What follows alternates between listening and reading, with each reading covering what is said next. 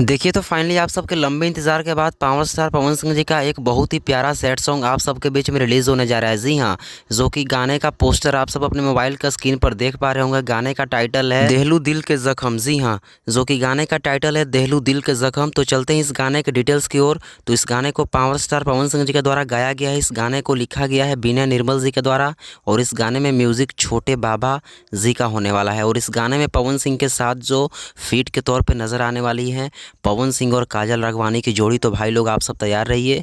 इस गाने को आप सबके बीच में कल सुबह, जी हाँ, कल सुबह 6:15 पर एवरेस्ट भोजपुरी यूट्यूब चैनल के माध्यम से रिलीज़ किया जाएगा, जिससे पवन सिंह का बहुत ही हिट सैड सॉन्ग आया था तू ही तो हो जान हो। तो आप सब तैयार रहिए। फिर से कल सुबह में पावर स्टार पवन सिंह की आवाज़ में एक बहुत ही प्यारा सैड सॉन्ग, रुला देने वाला सैड सॉन्ग देहलू दिल के जख्म रिलीज़ हो रहा है। तो आप सब तैयार रहिए। बाकी इस वीडियो को ज़्यादा से ज़्यादा शेयर करें ताकि सभी के पास तक ये अपडेट पहुंच सके। धन्यवाद।